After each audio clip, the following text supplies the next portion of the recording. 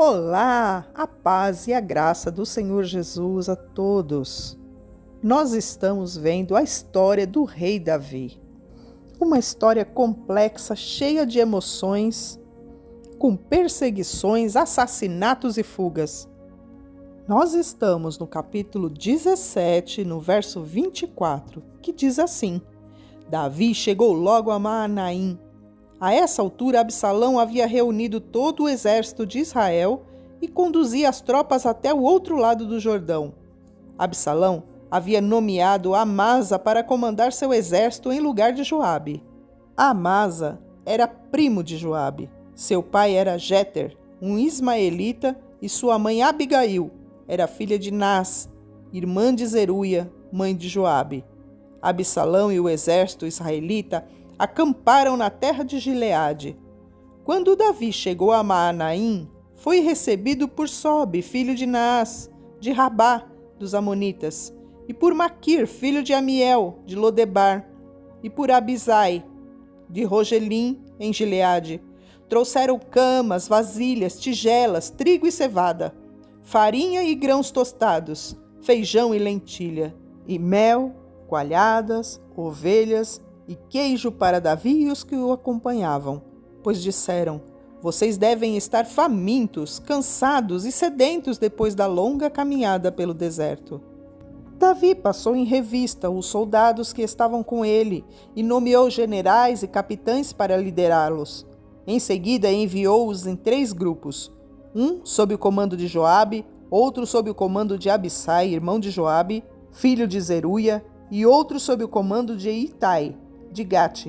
O rei disse aos seus soldados: também vou com vocês. Os homens, porém, se opuseram. O Senhor não deve ir, disseram. Se tivermos que recuar ou fugir, ou mesmo se metade de nós morrer, para eles não fará diferença. O Senhor vale por 10.000 de nós. Por isso é melhor que fique na cidade e nos envie ajuda se for necessário. Farei o que achar melhor, disse o rei.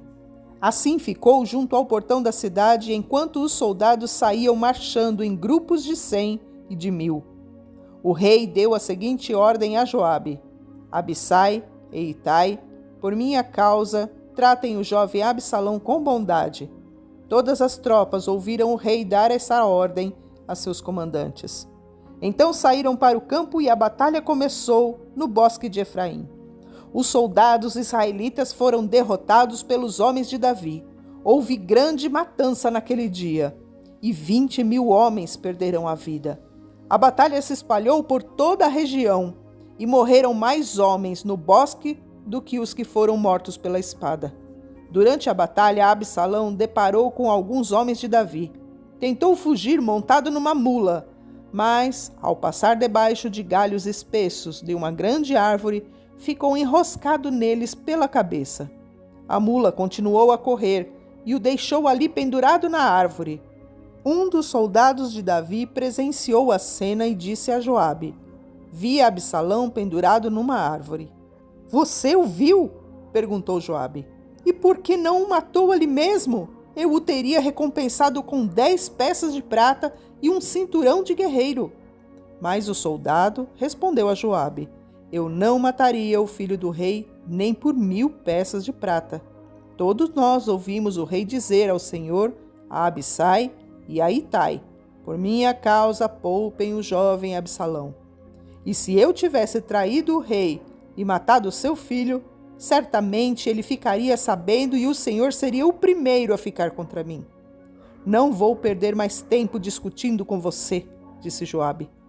Então pegou 3 dardos e atravessou com eles o peito de Absalão, quando ele ainda estava vivo, pendurado na árvore. Em seguida, 10 jovens escudeiros de Joabe cercaram Absalão e o mataram. Então Joabe tocou a trombeta e os seus homens pararam de perseguir o exército de Israel.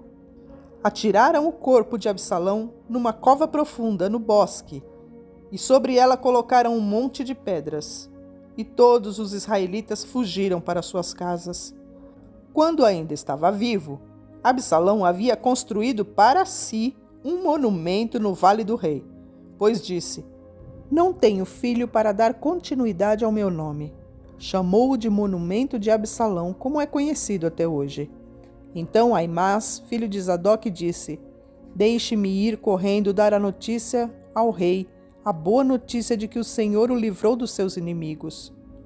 Não, disse Joabe, não será uma boa notícia para o rei saber que o filho dele morreu. Você pode servir de mensageiro em outra ocasião, mas não hoje. Então Joabe disse a um etíope: Vá e conte ao rei o que você viu. O homem se curvou diante de Joabe e partiu correndo.